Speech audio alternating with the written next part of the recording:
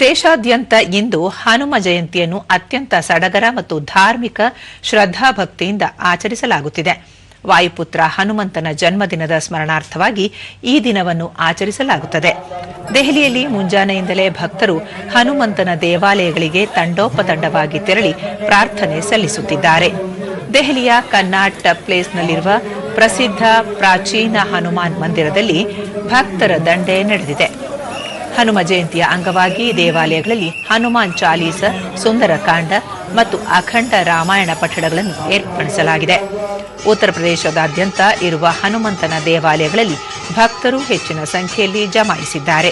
ಅಯೋಧ್ಯೆಯ ಪ್ರಸಿದ್ಧ ಹನುಮಾನ್ ಗಢಿ ಮಂದಿರದಲ್ಲಿ ಭಕ್ತರ ಉದ್ದನೆಯ ಸಾಲು ಕಂಡುಬರುತ್ತಿದೆ. ಹಬ್ಬದ ಪ್ರಯುಕ್ತ ಹಲವೆಡೆ ಸಾರ್ವಜನಿಕ ಅನ್ನದಾನ ಕಾರ್ಯಕ್ರಮಗಳನ್ನು ಆಯೋಜಿಸಲಾಗಿದೆ.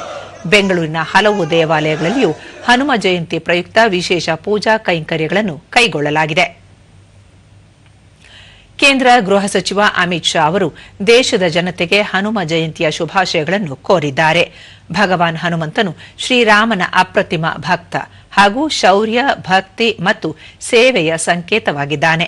ಬಜರಂಗ ಬಲಿಯು ಎಲ್ಲ ನಾಗರಿಕರ ಕಷ್ಟಗಳನ್ನು ದೂರ ಮಾಡಲಿ ಮತ್ತು ಎಲ್ಲರಿಗೂ ಸುಖ, ಶಾಂತಿ, ಸಮೃದ್ಧಿಯನ್ನು ಕರುಣಿಸಲಿ ಎಂದು ಅವರು ಸಾಮಾಜಿಕ ಜಾಲತಾಣದಲ್ಲಿ ಪ್ರಾರ್ಥಿಸಿದ್ದಾರೆ.